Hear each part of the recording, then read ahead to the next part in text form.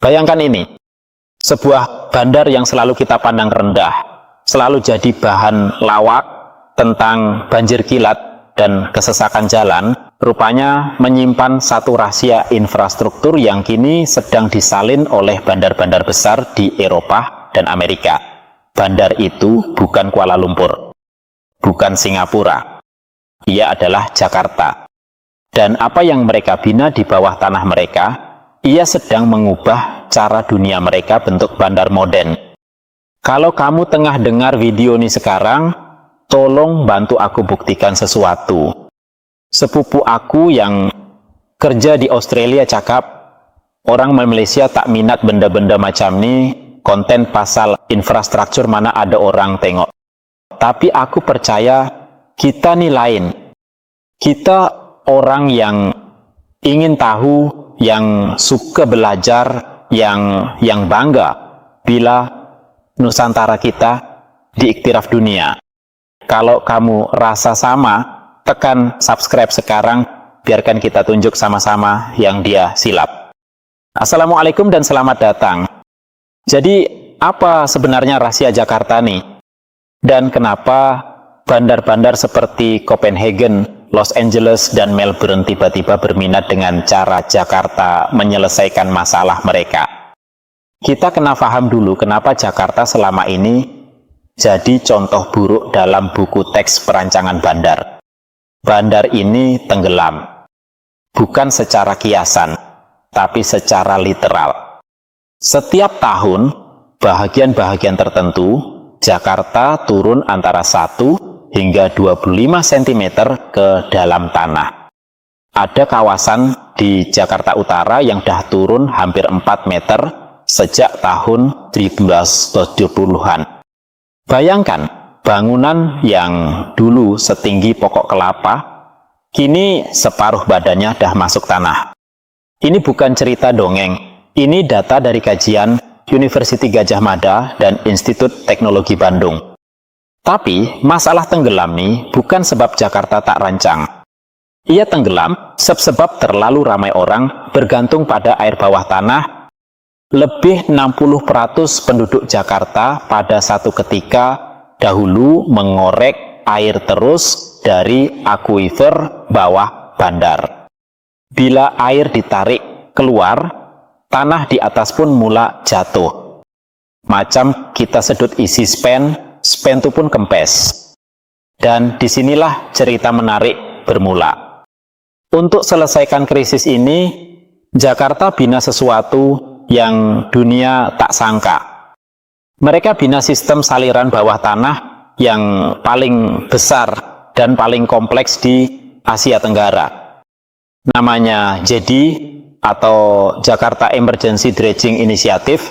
Kemudiannya berkembang kepada rangkaian terowong bawah tanah yang mereka panggil Deep Tunnel Sewerage System.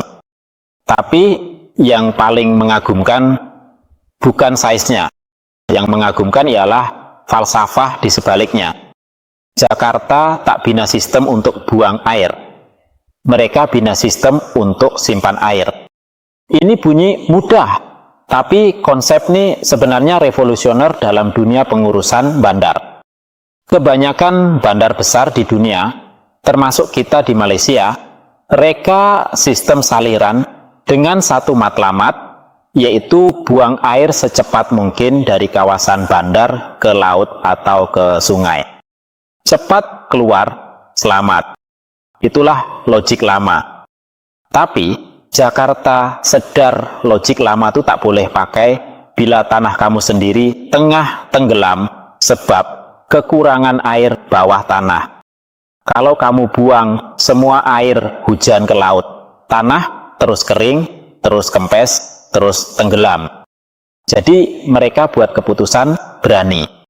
Bina kolam takungan bawah tanah yang besar, tangkap air hujan, simpan, kemudian resapkan balik ke dalam bumi secara perlahan dan terkawal.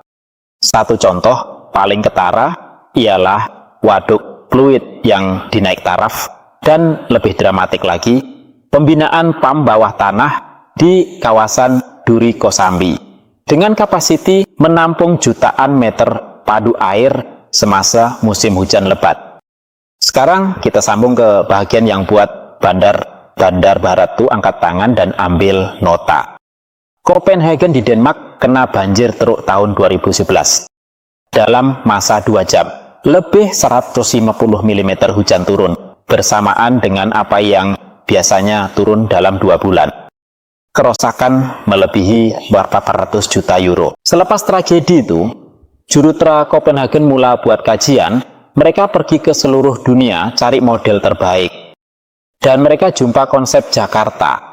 Bukan dalam bentuk copy-paste, tapi dalam bentuk falsafah asas yang sama, yaitu jangan buang air, simpan, dan gunakan balik. Copenhagen kemudiannya bangunkan apa yang mereka panggil Cloudburst Management Plan, pelan pengurusan ribut besar, yang menelan belanja 1,2 bilion euro. Konsep terasnya, bina semula jalan raya dan taman bandar, supaya ia boleh berfungsi sebagai kolam takungan semula jadi semasa hujan lebat. Jalan yang Anda pijak tuh, waktu biasa ia jalan, waktu banjir ia kolam. Cantik, bukan? Tapi disitulah mereka sebut nama Jakarta dalam laporan resmi mereka. Mereka akui bahwa konsep menahan air di tempat ia jatuh adalah sesuatu yang bandar-bandar Asia Tenggara, khususnya Jakarta, terpaksa belajar lebih awal sebab mereka tak ada pilihan lain. Kemiskinan kadang-kadang melahirkan inovasi yang keperluan paksakan. Di Los Angeles pula, ceritanya lain sedikit, tapi hasilnya sama. LA selama ini buang berjuta-juta liter air hujan terus ke Lautan Pasifik setiap kali hujan. Dan pada masa yang sama, bandar tuh kemarau. Kelakar, tapi itulah reality. Mereka ada air, tapi air tuh terus hilang.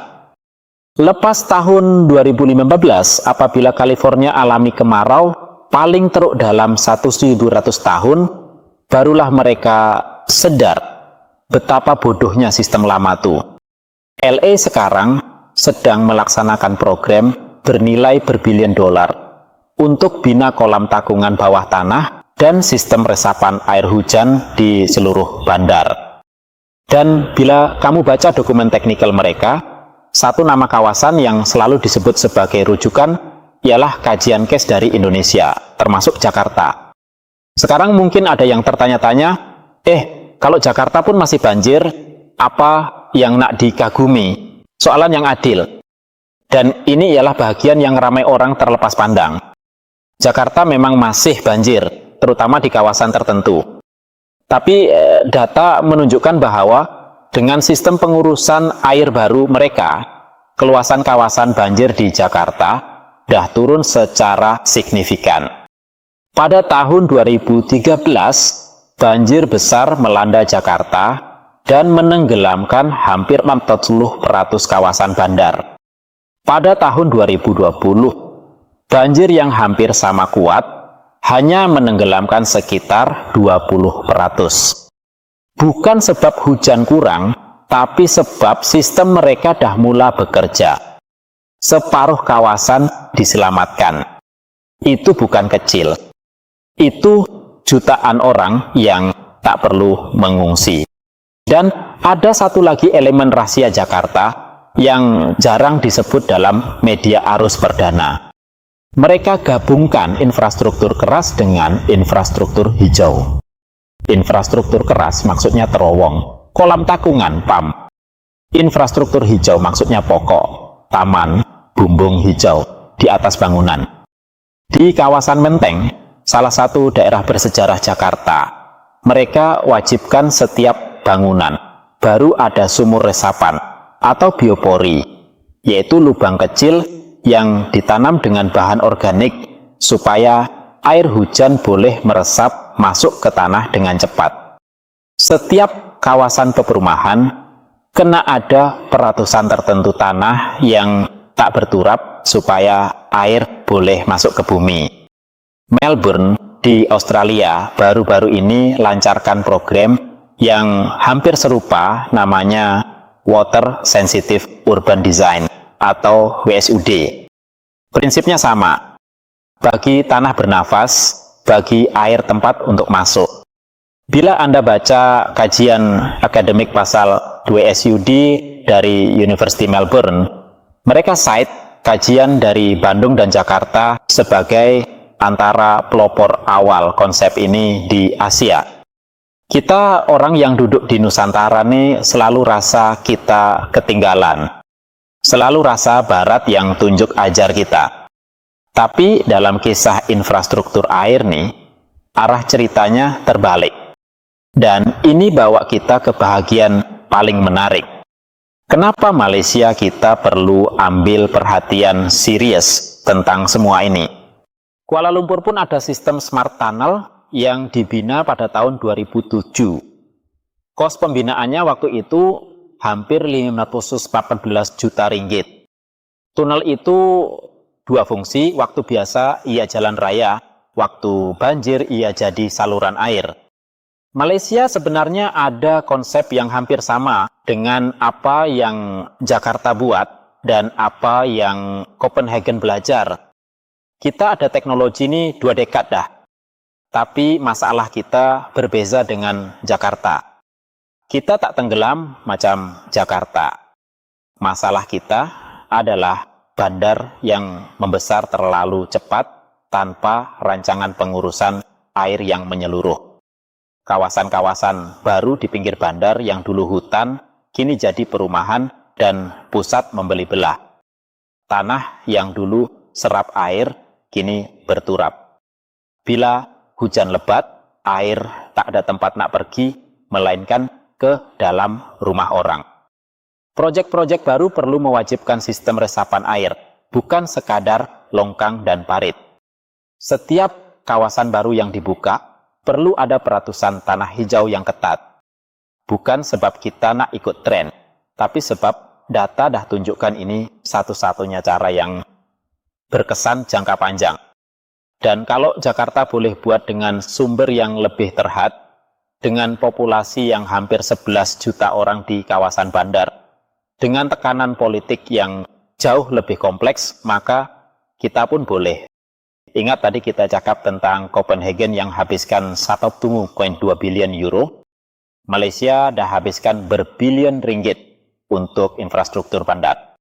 Soalannya bukan mampu atau tidak. Soalannya adalah kita nak ke tidak. Dan kita paham kepentingannya ke tidak.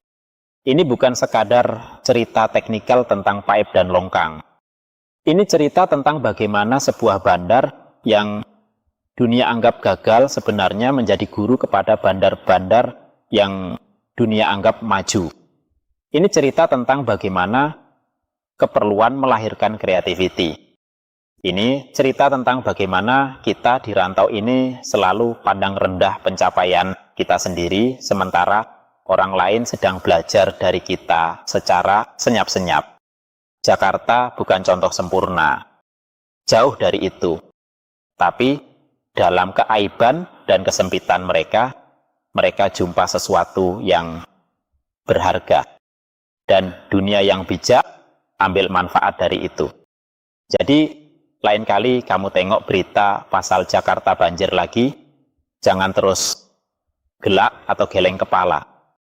Tanya diri kamu, sistem apa yang mereka dah bina di bawah tanah tuh, dan siapa lagi yang tengah belajar dari mereka sekarang ini? Sebab jawabannya mungkin mengejutkan kamu.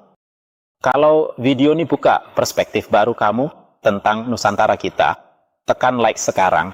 Ia bantu video ini sampai ke lebih ramai orang yang patut dengar cerita ini. Subscribe kalau kamu nak lebih banyak cerita macam ini. Cerita yang media arus perdana tak selalu ceritakan. Dan tinggalkan komen di bawah, bandar mana di Malaysia yang kamu rasa paling teruk kena urus infrastruktur air. Dan apa penyelesaian yang kamu cadangkan. Kita bukan sekadar penonton dalam cerita pembangunan dunia. Kita sebahagian daripadanya. Dan sudah tiba masanya kita mulai sadar akan itu.